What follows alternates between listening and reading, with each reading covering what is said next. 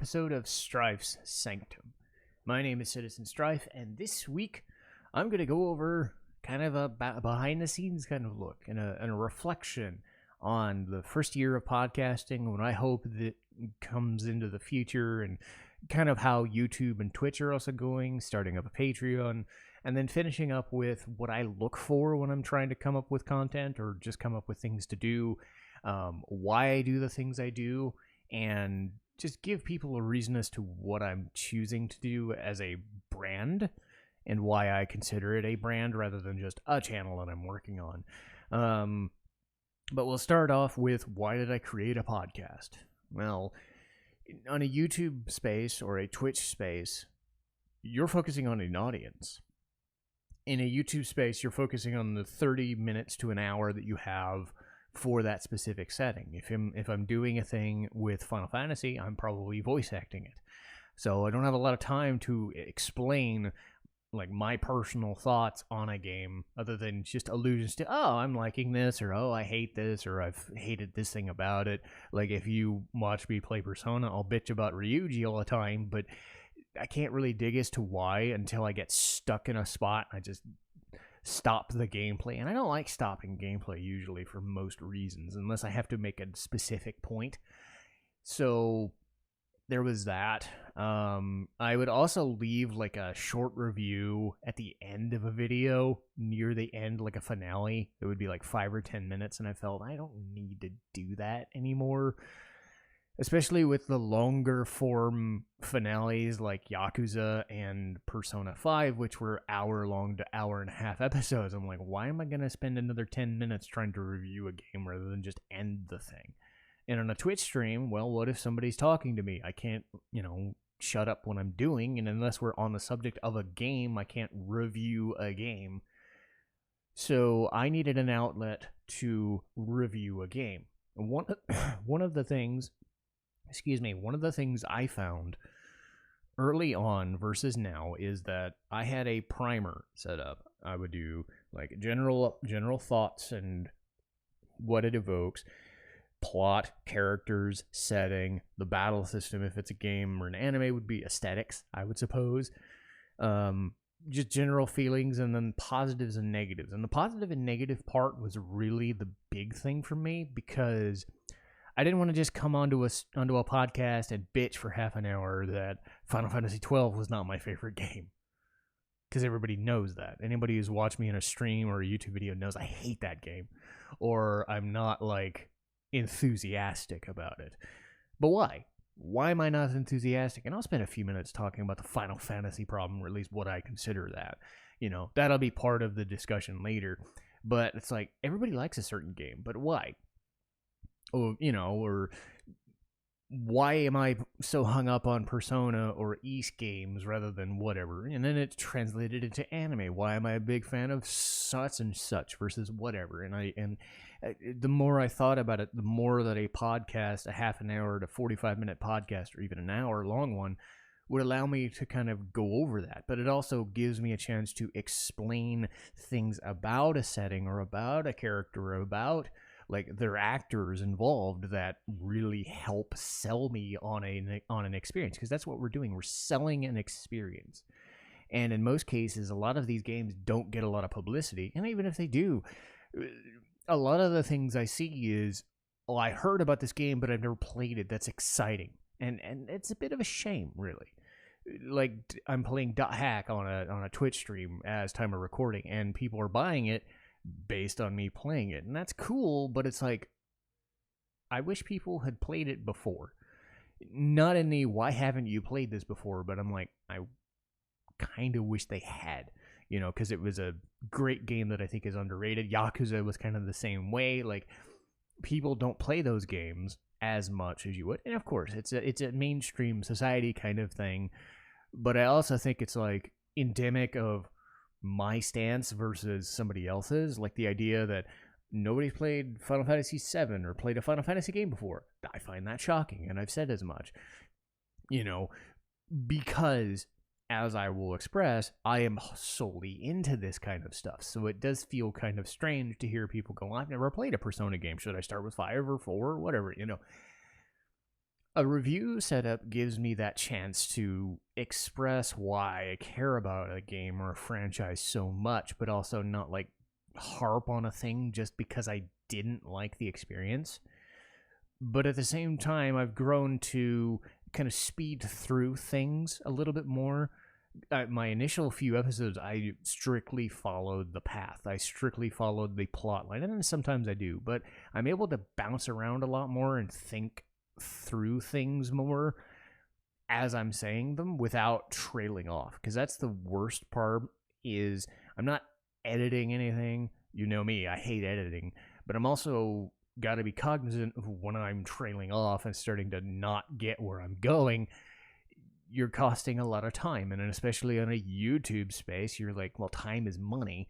And in most cases, most people are only going to watch the first 5 seconds or 10 seconds. They're not going to trail off. But what if they do? What if they're watching the whole, hour, and they're like, well, you're starting to trail off there, dude. You don't want to do that.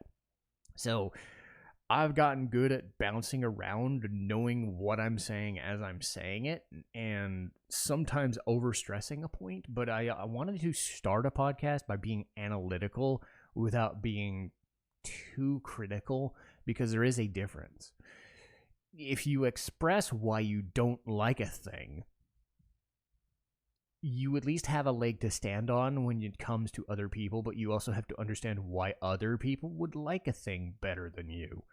And I will go over that. And everybody's a different person. That's sort of the blessing and a curse of trying to do this on a living scale. Is like, I'm creating content, and I'm not always creating the content everybody wants. I'm creating what I want first, and that again speaks to what I'm doing. Because if you're not enjoying what you're doing, don't do something just because somebody else wants the views or the clicks. Do it because you enjoy it, because people will know right away if you're doing it because you're faking it. And I've never been one to fake anything. And even on a small scale, as limited success as my stuff has, I think the people that do watch my stuff know that I'm not going to bullshit them about my opinions, and whether I like it or not, or if I'm waffling back and forth, I have a reason for that.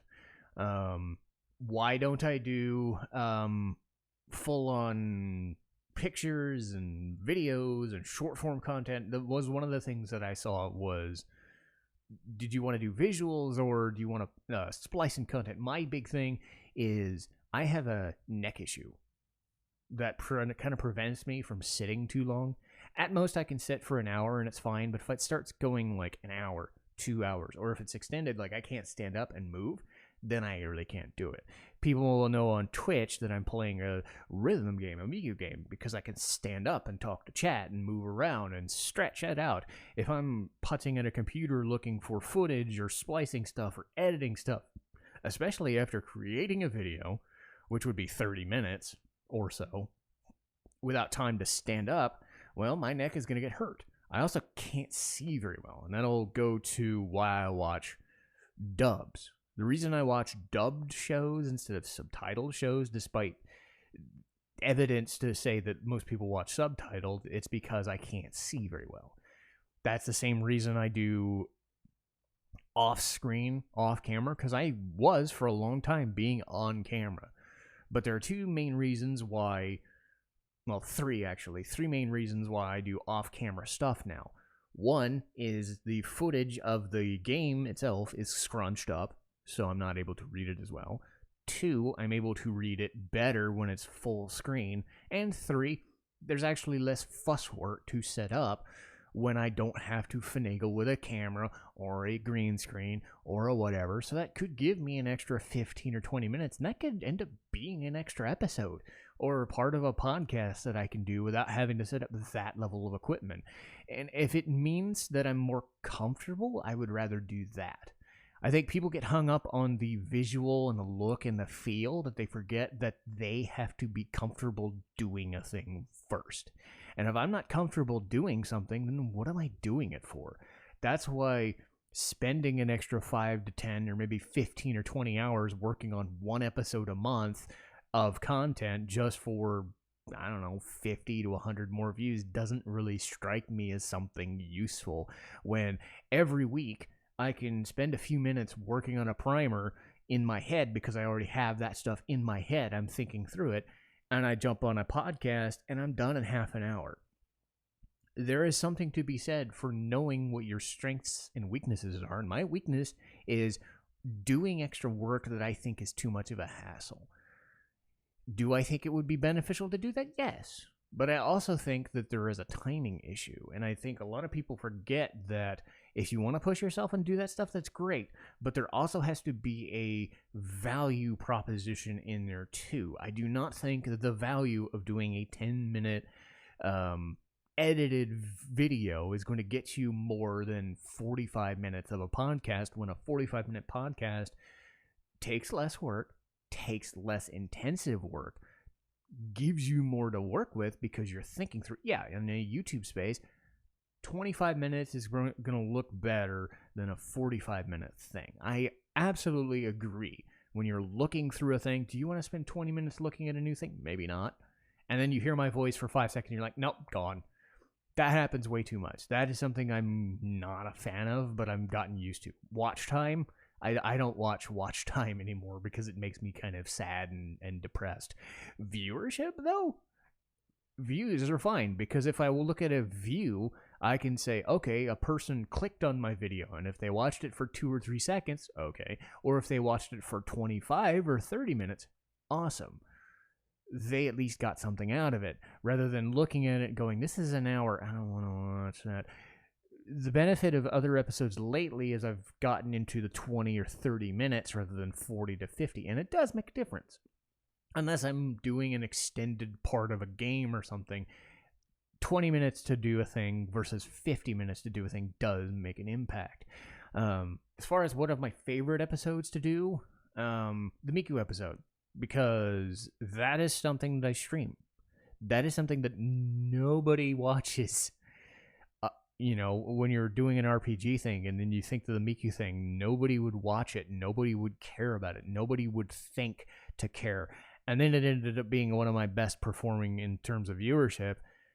But it also helped that I had the backing of a couple of my favorite viewers that have already worked on these things. There are a couple people who were friends of mine who have done other content regarding Vocaloid stuff, and they gave me a different sense of, well, how does somebody create that stuff? Rather than I'm playing it just to play it and listen to it and have fun.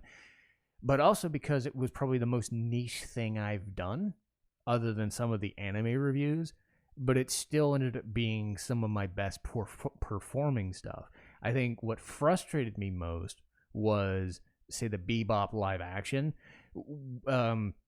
A lot of people talk about SEO and following trends and getting more viewership that way, and it does work. I saw a guy get 1,000 views, which was higher than anything else he'd ever done, following off the Final Fantasy VII presentation about a month ago, when they were releasing new footage for Final Fantasy VII.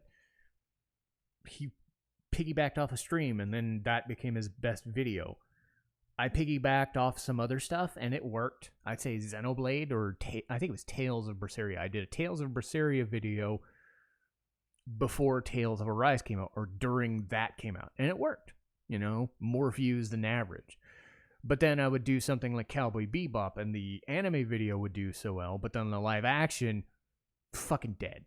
Ruby, I put a lot of effort into understanding the story and the mechanics and the characters. And other than re-uploading it, I think it died a death, which was really frustrating because I liked Ruby quite a bit, and I thought that would be a bigger deal than it was. You can't predict. You can't predict what people are going to watch, and you can't get hung up on it. So I have to understand and have understood that you can't predict what anybody wants to watch. You have the trends, and you have the things, and you have it in your head and whatever. In the end of the day, people decide if they want to click your stuff. People decide if they want to lurk in your channel or chat a lot.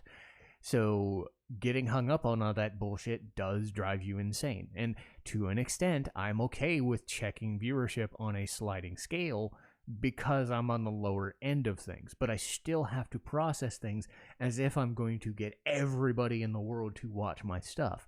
So I can't drop my guard and not care. As far as reviewing content before, it's a big deal for me. Everything I do is I'm watching a game, or I'm playing a new game, or I'm watching a new anime, or whatever. I'm trying to always come up with something for the next week. And it became a thing where if I give myself an hour, I give myself an hour. If I give myself, one episode a day, it's still something I can sink my teeth into and say, okay, I'm going to work with this later. Because I don't know how long I'm going to be doing this, but I made it an entire year doing it this way, and I think it's cool. I'm always thinking, okay, will this work for content? Do I like this enough, or do I have enough to work with to say, this is something I was watching and I think you really should watch it, or I'm watching this and I'm not really feeling it, or am I playing it? My strategy for things really depends on the timing that I have and the access. Because we live in an era where a lot of stuff is not accessible anymore, or it is accessible, but you have to dig deep for things. And most of the time, say Persona 5 Royal or whatever, I played 5 or 10 times. I could do that in my head. I really don't need to review a thing. Like Secret of Mana, I don't need to review a thing. I've played that and it's inherent in my bones. But if there's something about it, like a certain concept that I haven't read up on it. I haven't done it. Or what if there's a game from 20 years ago that nobody has access to, but I can buy? But I'm playing a game right now. Well, we live in a YouTube space. It could seem lazy, I'm sure, but Shadow Hearts, for example. Shadow Hearts, I've heard of, didn't play it. I might review it, but I have to dig deeper into it. But to experience it for the first time, I was able to do it via a YouTube setting, a YouTube space. Or if I'm watching an anime I'm watching on Crunchyroll or something, and it's a new show, I have to watch it and dig deep into it. And if I like it enough, I'll review it. Or if it's an older show, like Black Lagoon last week, I didn't have to review anything. I just had to get the names and the faces, because I still try to be accurate. Because there is a time and a place for accuracy, and it is when you're putting stuff down on paper. If you make a mistake, or if you're unsure about a thing, cool. But again, I don't get enough criticism or praise that I don't think anybody's really that hung up on what I'm saying in a given moment. That is the one thing I wish I would get more of. And I think the one time I did get it was the Phoenix Wright episode. There was a chatter back and forth about things. I think I do have a few consistent viewers, and that is really nice. But I don't have the constant feedback loop on a YouTube video or a Twitch stream to say what I'm doing is good or bad. Or if people wanted to say so, they would say it's good or bad, what I'm doing. So it's always an ever-present in my mind, is what I'm doing effective? Or am I just doing it because I've always done it, so I'm always going to do it? One of the criticisms I found was a guy, when I first did a podcast, he took a look at my channel. I mean, he had no views or whatever. He's just some random dork, and he's going, well, you should stick with LPs, lol. I'm like, I don't know if you watched my stuff, but the fact that you spend time to fish out my channel, because the only chance you would have had would have been to look at my channel just to troll me, that's funny. I also remember one time a guy walked into a Twitch stream one time. He had to look for my Miku stream, because there's no other way you would have found it other than searching for it, just to go into my stream, and the only thing he said, your mom. He didn't give any context, didn't say anything, he just left.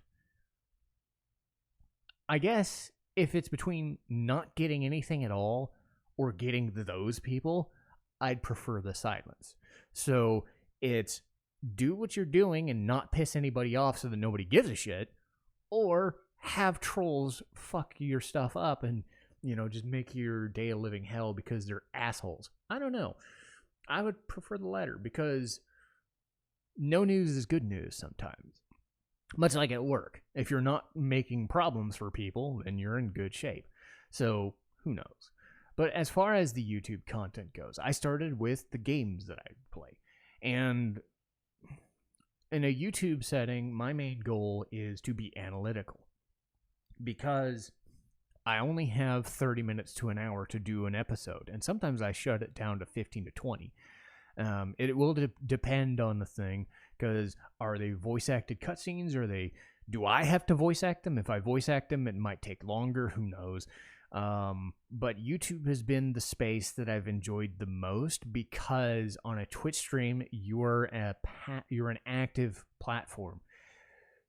Sometimes the active chat has nothing to do with the game, and a lot of it actually has more to do with the person that you're talking to, and I'm not really that good at it. I wholly admit I am not a just chatting person. I don't talk to people about their things, and I don't want people to use me as a soundboard. I am not into that, which is why anytime I do a just chatting stream, I have a game that I've been playing or a game I've been talking about. One of the times I did it was, I'm talking about Final Fantasy and only Final Fantasy. I'm not here to talk about your stuff. It sounds cruel, but you can understand what I mean. I don't talk to people about their day. People don't talk to me about my day. You know, I'm not really into that. I process things based on their interests. If I know that a person I know at work has an interest in that lines up with mine, they become a friend, or they become somebody I talk to. If not, no, I'm not really bothered. That's just how I've been wired. Same thing with Twitch. On Twitch, I can at least say, okay, they're usually a gamer, or they're an anime fan, or judging by their username or whatever, I can kind of guess, but I'm not going to initiate conversation. So Twitch was always a kind of for me. But on a YouTube space, I'm alone. So what do I have to do? I have to talk. I have to talk through this game I'm playing, and I have to express why I'm building a character a certain way, why the story's doing a certain thing, what voice I'm using for a character, what I have to do for that game, or why I think it's so freaking good, or why I think certain parts of a game might struggle, but then it feeds back into it being better, or vice versa. Persona was the same way. It's a feedback loop not a lot of people like. A lot of people don't like the, oh my god, we're doing the visual novel thing. Oh my god, now we're doing the combat thing. Oh my god, now we're doing the social link thing. I love that sort of thing. It's great. That's what I love. So I sat there for 200 episodes and thinking, no, I'm not bored of this at all. What drove me nuts was getting through Persona 5 Royal and then remembering that I had to do Persona 5 Strikers and just being like, nah, I'll do Persona 5 Strikers some other day, because that's another 50-hour game. So that's another 90 to 100 episodes anyway, and I'm like, not right now. But choosing games makes a good choice. And that's why doing stuff like Phoenix Wright, I have to think through, okay, how many hours am I going to spend doing Phoenix Wright? And then judging that based on how long I spent doing Persona 5 Royal. Because Persona 5 Royal, 7 episodes a week.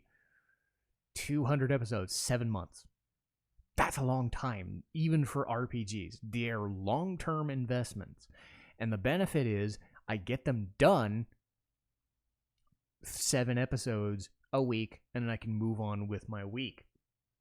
But what is the investment? The YouTube algorithm says the first episode is going to be successful, and it's going to go down from there. And then I've seen some random episodes. Some of my best performing episodes are some random fuck-off episodes of Ys that have no context to the story, or just me in a fucking cave somewhere fighting dudes.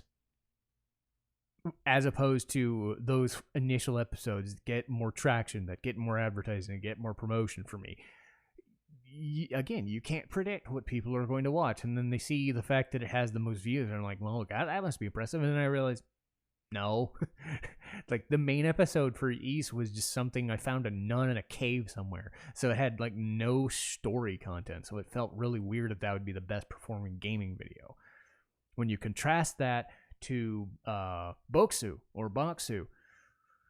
I readily admit my setup is not the most advantageous for YouTube, because again, I don't edit, I don't have like the screening background for things, and I struggle sometimes thinking, is my content good enough?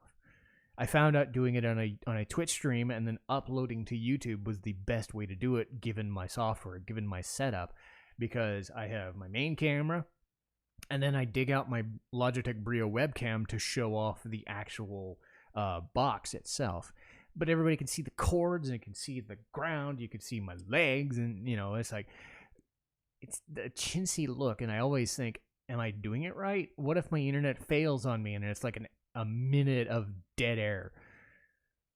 And then I look at the performance and I'm thinking, okay, well, there's something to this, because 3 to 6, like 3 to 4 of those Boxu videos are the best performing videos I've done. So I'm going to keep doing them, because they must be getting an audience somewhere, despite the fact that they're not the best looking, but they're at least getting an audience. Because when I'm done with a video, like a gaming video, I don't get traction for shit.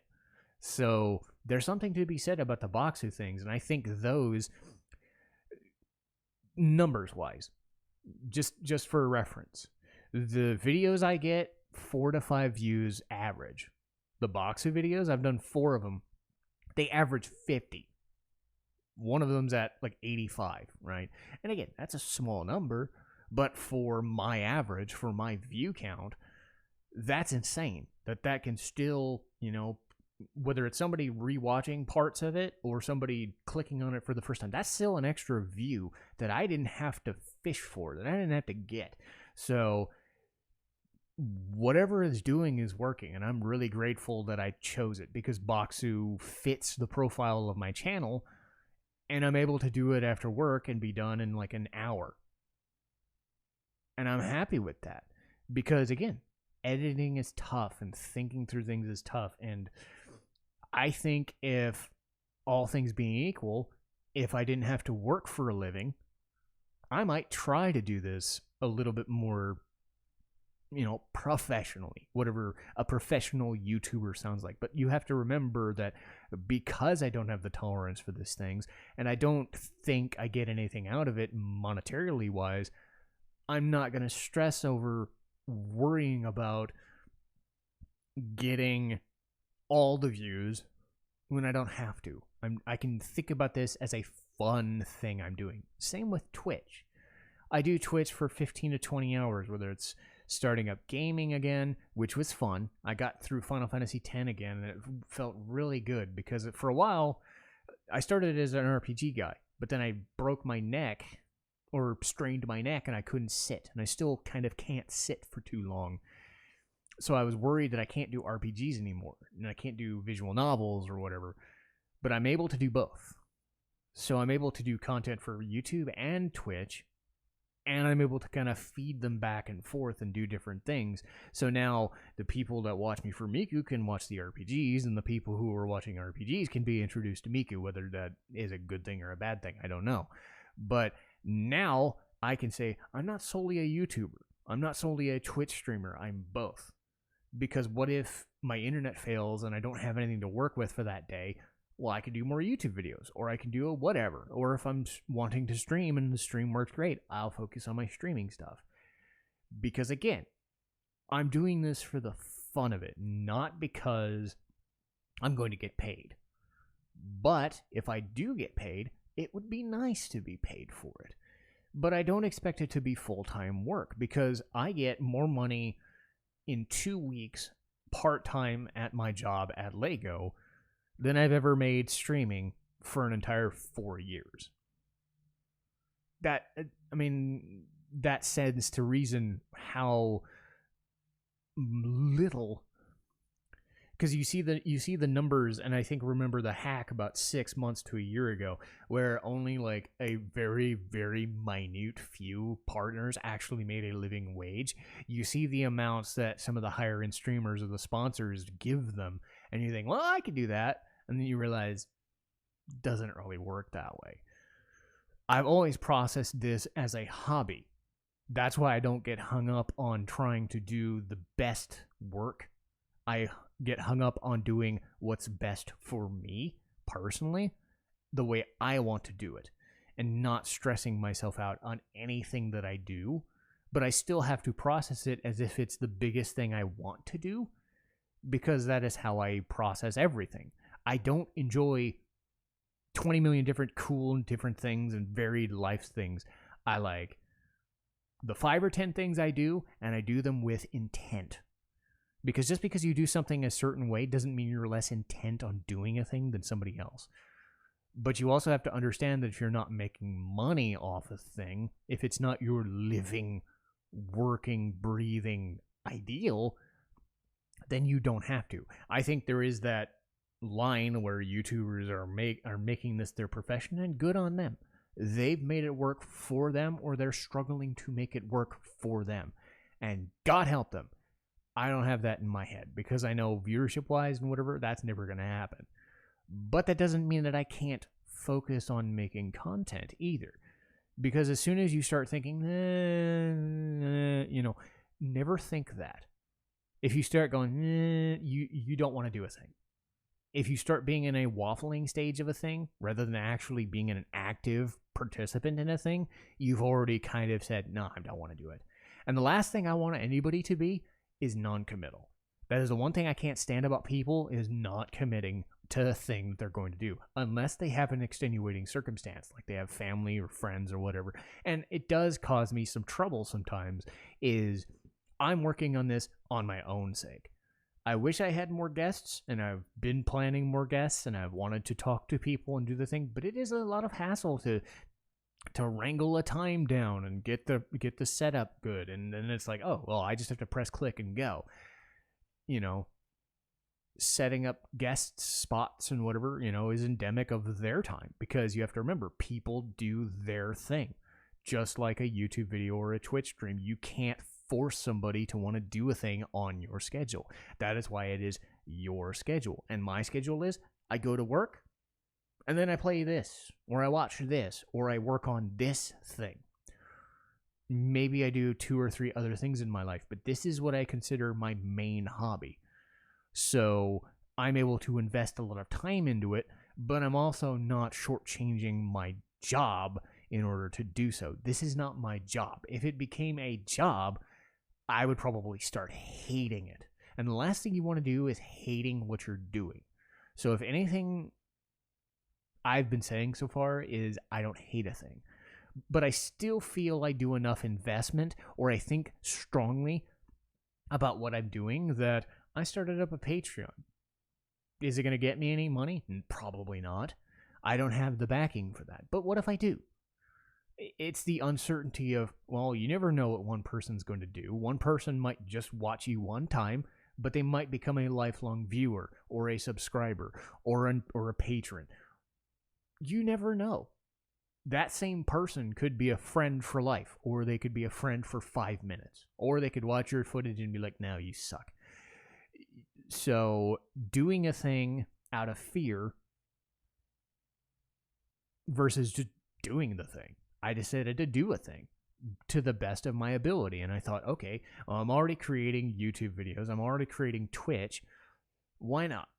If it leads somewhere and I have to do an extra video or 2 a month, that's cool, because it gets me to do other things. It gets me to do a retro game again. It gets me to do a randomizer again. Those are little things I could invest in that I know, to the best of my ability, I can do. So that was something that I felt was strong. Is it going to do anything? Maybe, maybe not. But I felt that based on the amount of content that I do and the intensity with which I do it, without overstressing myself, this is my main hobby, and I enjoy doing it. So I want to keep doing it. And I think that's important, is people understand that everybody's doing it for a different reason, and I think it's important. I went over camera versus off camera, and I said before, I've tried webcams, I've tried DSLRs, and I've said before, my vision sucks. So I can't read like a visual novel properly without like scrunching up the screen, and that doesn't really do me very well. But other equipment, I've gone through 5 or 10 different microphones, and the one I'm currently on right now is the RE20, and I find it to be the best microphone I've ever used. And I don't like doing a lot of fuss work. But I went from a $25 piece of crap to $100, Audio-Technica microphone to $150 Audio-Technica microphone. I've used the Blue Yeti. My main microphone for a while was the Rode Procaster, $230. Now onto this $500 microphone, and it is a lovely thing. And I tend not to do a lot of fuss work. So an RE20 is exactly what I wanted as far as a podcasting microphone and a streamer's microphone, because it's really between those two. But everybody has their own use cases.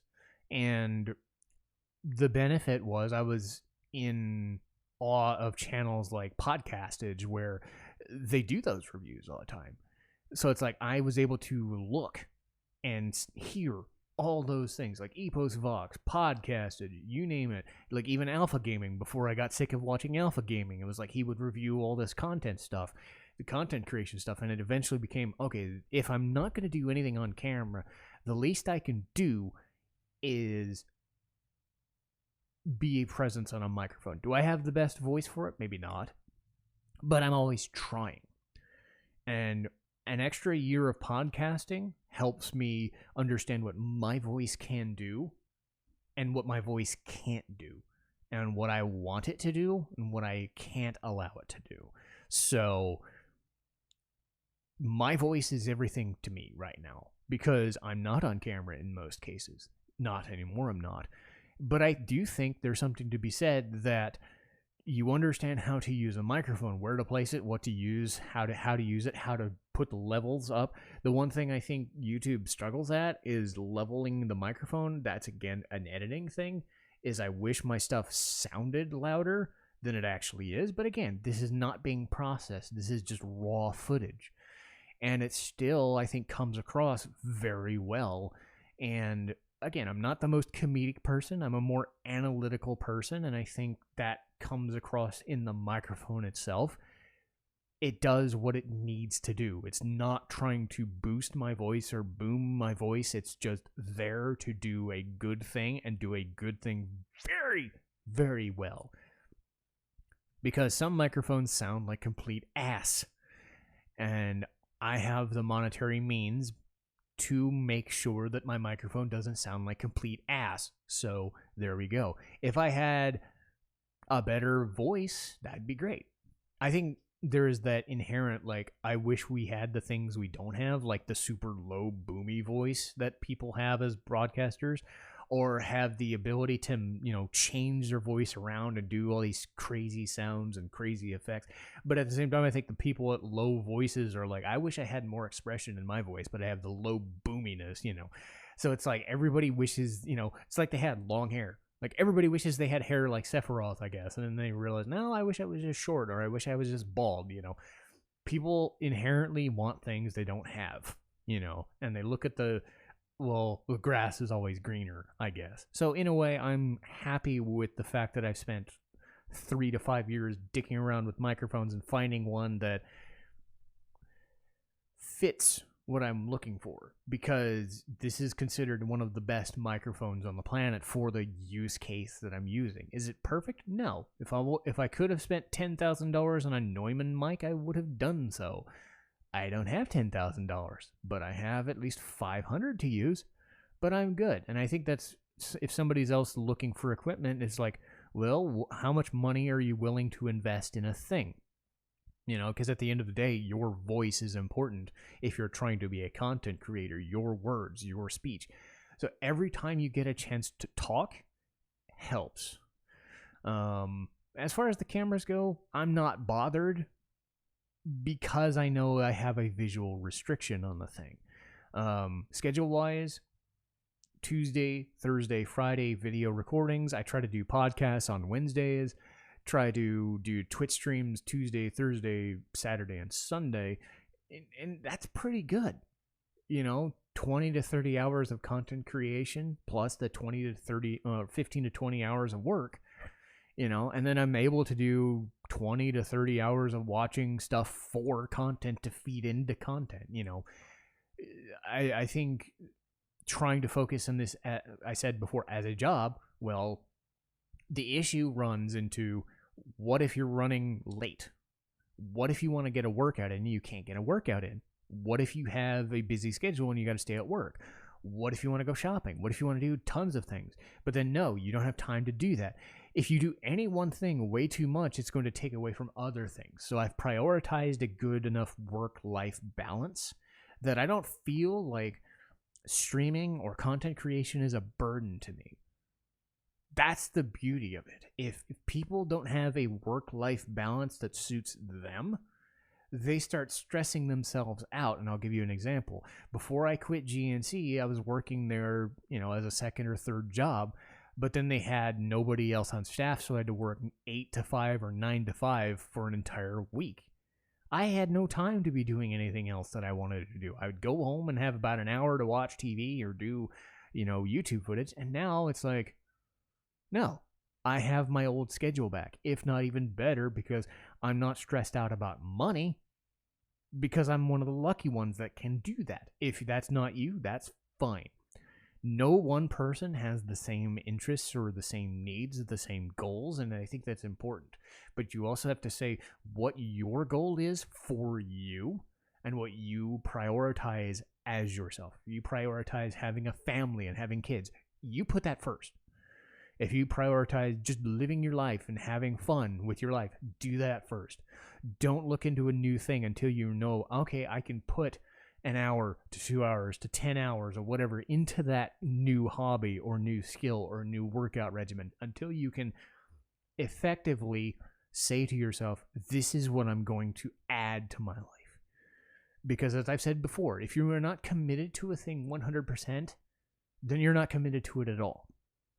But you also have to understand there are certain times where you just can't do a thing. But if you're waffling back and forth on whether a thing is a good idea or not, you've already kind of failed. And if I've said anything so far, it's that I have no tolerance for somebody who's not invested in a thing to the point where I can tell that they're invested in a thing.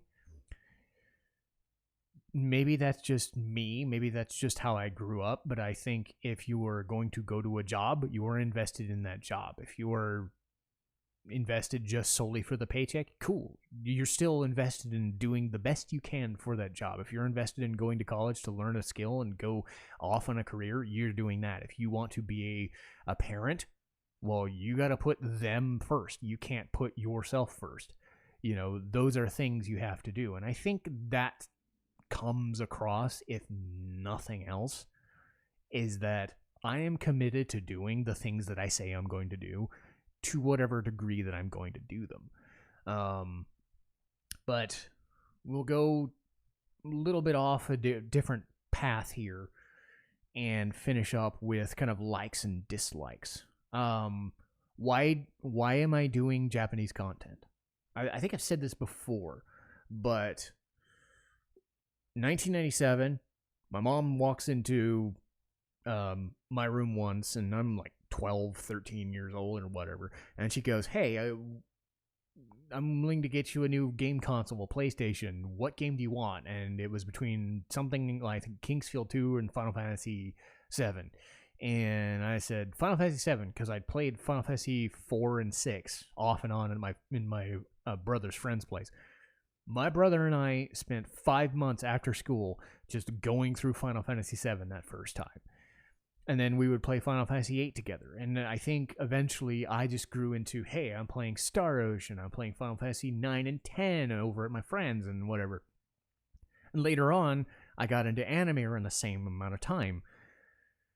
So I kind of just veered into those directions. And around the time I went off into my own and started living out on my own in my 20s, Persona started coming out. And then eventually it became, well, I'm not even watching like American content. I'm watching movies and I'm watching sports still, but I'm not really paying attention to the new hot show that's coming out. I'm not watching Breaking Bad. I'm not watching Game of Thrones. I'm not watching name whatever fucking American sitcom or whatever. I'm watching anime, right? I'm playing these Japanese games. I'm playing these visual novels. And, it just became a thing where I'm invested in the Japanese culture from an outside perspective. And I'm not using that weeaboo term, weeb term, otaku term. I hate those. I honestly hate those. I think it's the way you process how you come across. You can be engaged in a conversation without coming off as a bit of a creep and a little bit of a, because you personally have to advertise yourself as a person and as a brand. And the sooner you become a little bit of a kind of unnerving about your fandom, it becomes a bit much. And it's the same if you're a sports fan. They call them fanatics for a reason. Churchgoers, if they're too invested and devout in their faith, they come across as a bit awkward. But if you're level-headed enough to express why you like a thing, then you can like a thing all you want. I have like 20 Miku posters on my wall. That's a bit much, but I had the time to do it. But it's not saying I don't have Iron Maiden posters, Minnesota sports teams. I don't have other things. I have a DDP Yoga poster on my wall. I've got a Black Sabbath poster, stuff like that. I don't process these things that they're the only thing I do. It's just that they are the things that I watch and I enjoy them the most. So you can watch things from a different culture, and if that's what speaks to you, that's what speaks to you. So I focused on those Final Fantasy games, the Star Ocean games, the Atelier games, Persona games. That's what I play. I don't play Assassin's Creed. I don't play Resident Evil. I don't play, Elden Ring, despite, those a couple of those two being Japanese games. But, I did play Mega Man, Donkey Kong. I didn't really play Metroid, but I've gotten into Kirby, But I'm not. You can see why. Like, I'm on a Sony platform or a Nintendo platform. I've played Zelda, Mario, all that stuff. You can kind of tell that I'm not fucking around with stuff that I'm not as invested in. But the benefit of being on YouTube or Twitch is you can kind of feed into it and understand, okay, well, I'm watching you do it, and I can understand why you would like a thing. But I'm also the type of person that is hyper-focused. One issue I have when I'm dealing with other people is that they might be a variety streamer or a variety gamer, and I'm not. So my investment in something is so wholly focused on that genre that is the thing that I know. My sphere of influence means that that's what I know. Doesn't mean that I don't know what The Last of Us is, what the From Software games are. They just aren't things I play. I don't play Spider-Man games despite being a big Marvel guy. I've never played the Spider-Man, the PS4 or PS5 Spider-Man games. They're just not what I do. It does come with its issues, though. Viewership being one of them. More people are going to watch a thing about Spider-Man than they're going to watch a thing about Final Fantasy. That's just how it is. But know what you like and know why you like it without coming off too fanatical. That is the benefit. But I do enjoy randomizers. I like the idea of not fucking around with a game to the point where it's always a new experience. Like Legend of Zelda. I love Legend of Zelda randomizers, Final Fantasy randomizers, Chrono Trigger randomizers, that sort of thing. Because I'm still in kind of that retro space, just enough. Because that's what I grew up before Final Fantasy became a thing. I was into Zelda, Donkey Kong, Mario, and whatnot. So I still have that as a backdrop, I think. But as I've said, I have an interest in an RPG. And what is an RPG? Well, an RPG is you're standing there, you're pressing X, and you fight a dude. The old school Final Fantasy 1s to Final Fantasy 10s, Anything that goes against that, well, I'm fine with it. I love Mana. I love Tales of, to an extent. I think the Tales games now have better combat than they did before, but everybody swears by the line mechanic. But I think in most cases, the line mechanic doesn't give you enough to work with because it's not quite an action space. It's not quite a turn-based space like the old school Fantasias or Symphonias or whatever. And Tales of had an issue of characters that I wasn't fond of, that sort of thing. But it's also the older I get, the more fond of a character. Like, I need a character to get me invested. And in most cases, darker things. And I'll talk about this now because of anime. I like the subversive kind of thing. I like the characters that go through dark, weird shit. The playing a Nier Automata, or watching Kino's Journey, or Madoka Magica, where you go 3 episodes in and it's a nice bubbly show, and okay, now we know what we're doing. The something's not quite right with you. That sort of game. Or in an instance of Tales of Berseria, you're playing as the villains of the piece, but you're justified in what you're doing, and none of them are happy people, even though you're still playing the bastions of humanity in 2 or 3 cases, because the other players are assholes, to certain extents. And as I've said, Persona gives me a little bit of that. They're a darker exploration of teenage angst or teenage drama, or they have the whole god issues, like they're dealing with gods. Like I'm a big mythology buff, or was as a kid, so stuff like Persona kind of speaks to me because, oh, I remember that character, or oh, I've seen that character. Oh shit, that character's different. I'm not as big on a battle system as I am as a battle system feeding into the narrative that you're trying to tell me. And if I think the narrative is good, and I think the characters specifically, what they're going through is good, I will give you the characters and give you the story 10 times out of 10 versus giving a shit out of a battle system. I think Final Fantasy VI, it's a terrible battle system. The Espers let you basically press X to win with Ultima, but some of your characters are so good that you can press Bum Rush to win, press Drill or Chainsaw to win, and then Celeste can use his runic and she becomes useless. It's like stealing sucks in most Final Fantasy games. Final Fantasy VI kind of sucks from a battle perspective because it's glitchy and dumb, and but it's fast and it's easy and it gets you where you need to go. But it's the character moments. Celeste going through all the stuff she goes through, with Locke in most cases, unrequited love that you're not quite sure of, the opera scene where they're going back and forth about their feelings, Kefka doing all the crazy Kefka shit that he does. That's what I care about. I don't care about your battle system having 50 million mechanics and trying to do the craziest fucking thing, and in most cases taking an RPG franchise from that staple having a menu system and then kind of turning it into not quite action RPG, but trying to be an action RPG. Like if you were a Tales game and you're an action-based game, or a Star Ocean and you're an action-based franchise, or Mana, you started as that. Final Fantasy always wanted to be that, but they spent 10 years not doing that. So there's a mental disconnect for me every single time I play a Final Fantasy game and not really liking it, because they're trying to do the Gambit system in 12. They're trying to do the paradigm shifts in 13, where you don't really control your characters. You're just giving them rules and shit, which is fine if you have mental feedback of what you're doing, but I can't strategize. I'm kind of in the middle where if a game is too slow, like a strategy RPG, I can't really focus on it because you have to get everybody in position, and you got to get them all set up, and then you spend a lot of time doing that stuff.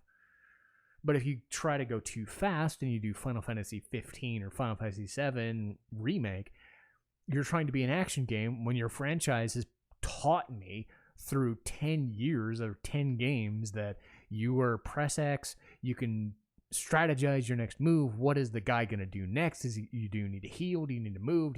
I'm a wait and see approach kind of guy, because that's what I was developed on. But my biggest issue with, say, Final Fantasy now, and any game that's going to try and follow in his footsteps, not that Final Fantasy isn't trying to do a thing. It's that Final Fantasy X was almost perfect in its design. Like, the battle system was snappy, and it had sense. It had 6 characters plus Kamari, specifically designed to kill the thing. And your sphere grid was designed to kill the thing. You get into a battle, boom, you're done. It's no guesswork. But in a staple JRPG turn-based mindset. And ever since then, they've kind of gone off in this, we're going to make Final Fantasy for everybody, and we're going to make it for Final Fantasy fans, old and new alike. That's their new tagline, and they've done that since 15. and it really fucking pisses me off, is they put a banner up and they say, for Final Fantasy fans, young and old. I get it. I'm 36, going on 37. I'm not a 15-year-old anymore. And if your interpretation of a Final Fantasy game is that you're 15 and you're playing Final Fantasy 7R for the first time, that's great. But Final Fantasy has always changed. And it sucks because they never have the same people doing the same franchise anymore. For the first 10 games, it was Sakaguchi, Katase, Uematsu, the same guys doing the same thing. Subtle changes to the formula here and there, and they changed it and made it more visually splendorized and whatever. That's cool. Because I know when I'm booting up Final Fantasy X, it's not quite like 9 is, but it's still a lot like the games I played before. Now, because they take 4 to 5 years to develop a game, I sit there and I go, okay, not only is it an action-based game, but what kind of action is it now? Is it a gambit system? Have I played another gambit system game since? No, because that's all they did. They took the gambit system away rather than redefine it and redo it and make, Final Fantasy 13 a gambit system. They made the paradigm shifting system, and then they changed that. And then they turned that into the Warp Strike system in 15, and now they did the Final Fantasy 7R. Unless you're specifically doing a spin-off, you never know what from one game or the next what Final Fantasy battle system's gonna be. You just know it's gonna be for Final Fantasy fans, young and old. If you're gonna change something, give it like 3 to 4 games so that we can kind of invest in, okay, well, Castlevania went from a platformer to an action RPG platformer, a Metroidvania style platformer, and then it became the default. If you're going to change something, do what Yakuza did. They spent 7 to 10 games doing the brawler system, and then they decided to turn it into a JRPG. But they're going to keep doing a JRPG until it works. Or at least give it like 3 games like Resident Evil does. Resident Evil kind of goes in the same direction all the time until they decide to change the formula. And they admit to it. They change the formula here and there, but then they still give you like 3 or 4 games to get you invested into the formula before they change it. What frustrates me about Final Fantasy is they try to do the Sonic thing. Sonic has been chasing this weird ass, like, it's gotta go fast. But what way does it go fast? They tinker with the system every time. And I don't think people give Final Fantasy enough shit for changing their stuff all the time. And I got into this conversation, an argument with a guy who loves the artistic expression of changing it up all the time. And that's fine, but if you're always constantly changing, then what are you? There's the brand name, but if the brand is always changing and the name is always changing and you don't know what, like if you get a fan for a Final Fantasy X game, you want another Final Fantasy X game. Or if you're going to change it, you're going to want it, oh, but it's not quite different. But Final Fantasy X is not Final Fantasy 12 and 13. It's almost like music. And this was my argument, was Final Fantasy X was Metallica's And Justice for All or Black Album or whatever. It worked for almost everybody. Pick it up and play. It's super accessible. Works great. And then Final Fantasy 12 comes out 5 or 6 years later. It's Load. Some people like it. A lot of us, it's not metal anymore. Load is a rock and country album that has nothing to do with what they did for 4 to 5 albums of we're thrash, we're this, we're this, we're this, we're this. Your name is Metallica. You're playing country music. I mean, that's fine, but you don't sit there and think it's going to piss some people off. Yeah, maybe that's ardent, but when I look at a band name, I want it to be a Motorhead kind of example, or an AC/DC, where you know right off the handle what you're kind of in the mood for. Even Ozzy, for an extended period of time, was always fucking around with the formula, but it still felt like a metal record or a pop metal record. I didn't have to finagle it and think, okay, he's playing a fucking country song now. Nope. So Final Fantasy's doing what Sonic is doing. They're constantly changing what it means to be a Sonic game without looking at the fan base and going, sure. Some people are idiots about that. Some people are assholes about the way they process wanting to be a fan of something. I get that. But then you look at the critical success of Sonic Mania and you think, just play those. Why don't you just make those? Like Sonic Generations was good. Why don't you just make 3 to 4 more of those games instead of doing Sonic Lost World is this thing? It looks like Super Mario. It looks like Super Mario Galaxy. Then it becomes Sonic Boom, and we saw how Sonic Boom was. We saw now Sonic Frontiers and Sonic Origins. It's like people just want Sonic to go fast in a 2D space.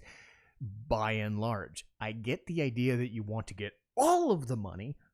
But if you annoy your fan base to the point where they don't trust what you're doing, then there's also that risk. So that's why I'm so harping on like 12 and 13. Not because they're bad games, but because they have Final Fantasy in their name now.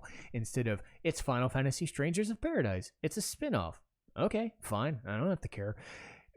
They took their turn-based stuff and turned it into Bravely Default. And then they didn't like say, okay, well, Final Fantasy was a turn-based game for 10 years, but now we're not going to do that anymore. We're going to do it because we don't think that's going to work with our space. And then the guy says, well, it doesn't look like it does, and it looks weird if you don't have a turn-based, if you have a turn-based game looking like the games we do.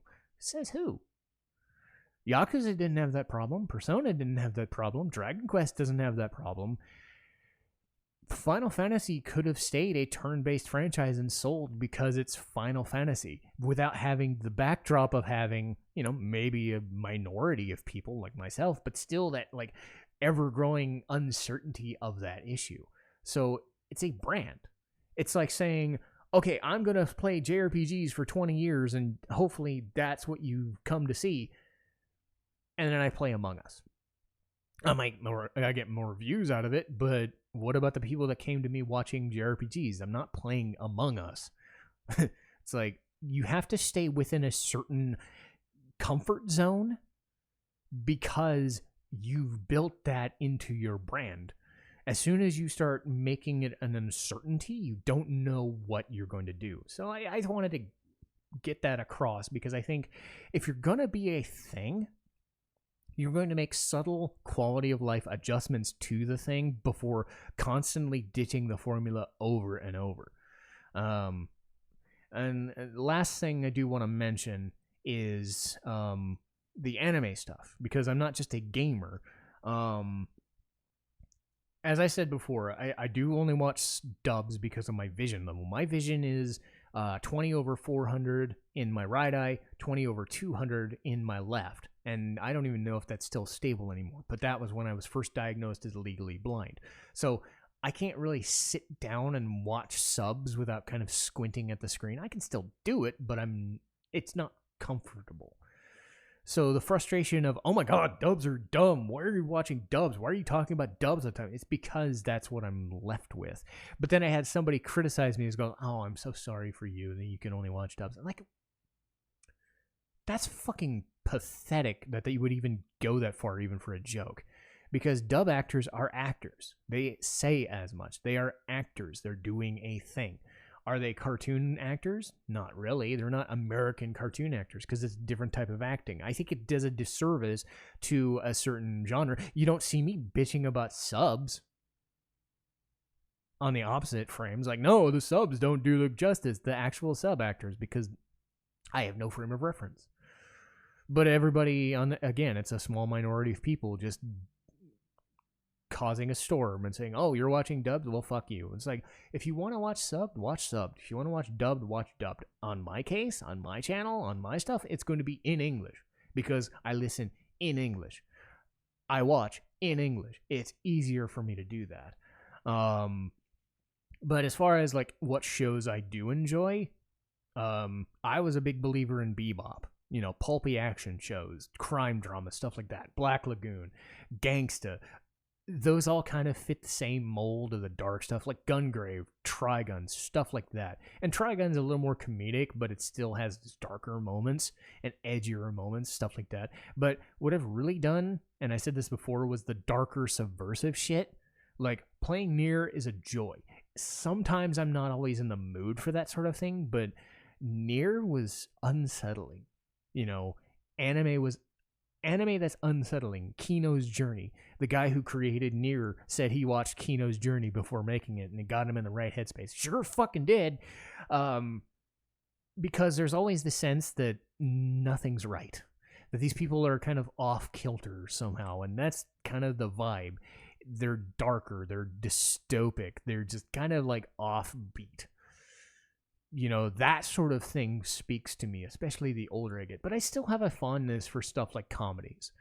You know, I'm okay with comedies because you get something like Spy X Family, which gives you that darker, pulpier action stuff on occasion, but is focused solely on the character drama and comedy. And it ended up becoming one of my favorites, if not my absolute favorite, when I got finished with the first season.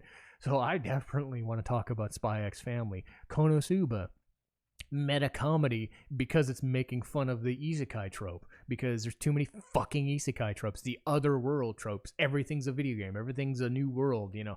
That's fucking ridiculous. Ever since Sword Art Online became a thing, every show's been a default isekai, for better or for worse. Sometimes it works, like Konosuba, but that's because they're making a fucking joke out of it. But then you get stuff it's just, I'm in another world because I'm in another world. Give it, you know. It's like, do we really need another? It's replaced the high school or the mech shows. Not that I'm a big fan of high schools or mech shows, but it's just like everything has to be an isekai because Sword Art Online did it, or everything has to be. Here's another issue I have is fan service. Everything has to have a harem, or everything has to have a fan service element. You want to know what the best harem show was? It was Rumbling Hearts, because it was a romance show about a girl who fell into a coma, and his love of his life basically becomes comatose for years, and it becomes a weird thing. Again, darker shit. Darker subject matter, and how you process, oh my god, you caused somebody to have an accident. Now you have somebody else becoming their girlfriend, and how do you process that? It's a weird, like, darker version of that kind of show. It's a show that you've seen a million times, but they do it in a darker, much more mature setting. So I'm not into the same stuff as I used to be, I think. Because the older I get, the more I'm into the darker subversive stuff. I'm also never going to talk about One Piece or Naruto or Bleach or whatever, you know, the super staples, you know, the big three or big four, you know, My Hero Academia. You know why? Because there are hundreds of episodes or thousands of episodes of manga, you know, and it's like, some shows are 1,000 episodes. Like, I'm not that invested. When you consider that most anime these days are 12 episodes if they're lucky, 24 episodes if they're lucky, some of the better ones get to 50 or to 100. That's fine.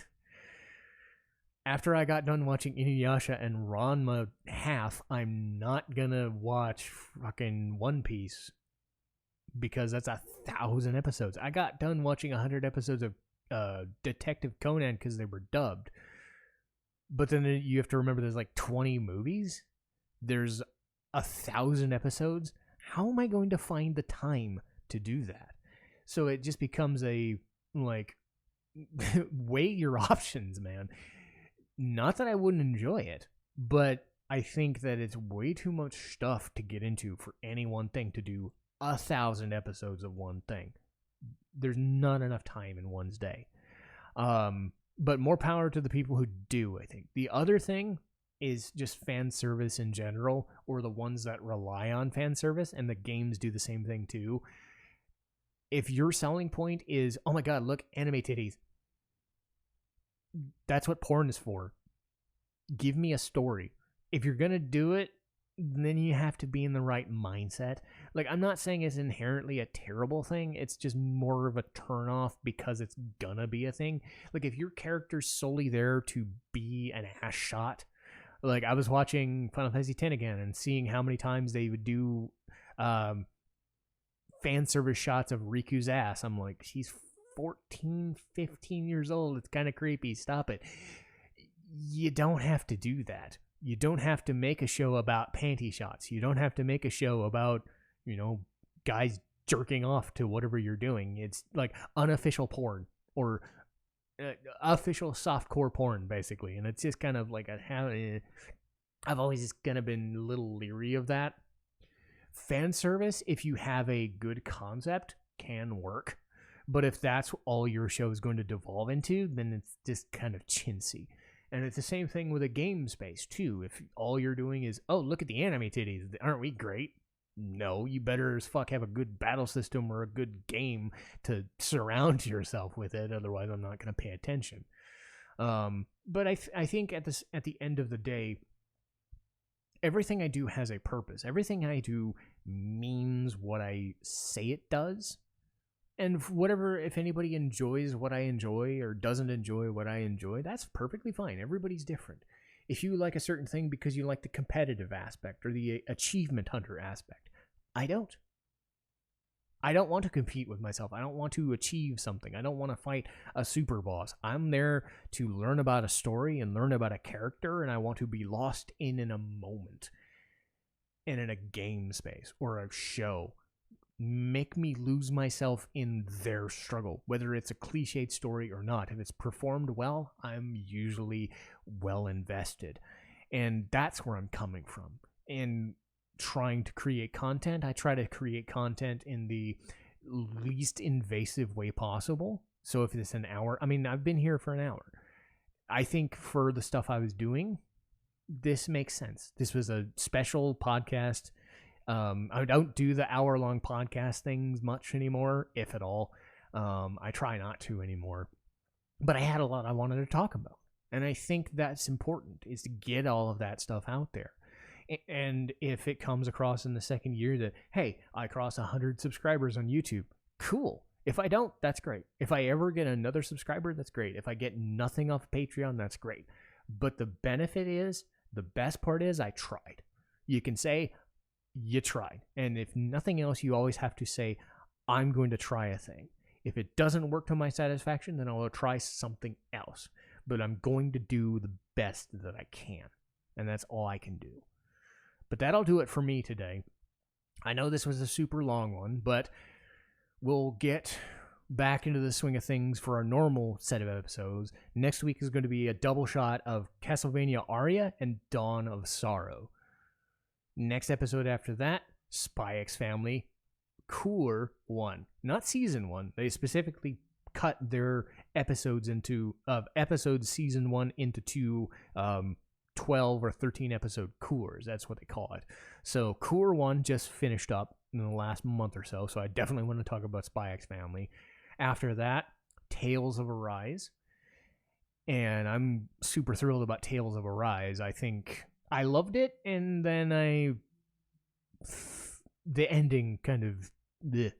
But I did still enjoy the game almost as much as any Tales game other than Berseria. So it was still a great experience. And then after that, Somali and the Forest Spirit, a short 12 episode anime, much in the vein of something like Mushishi or one of those like weird psychedelic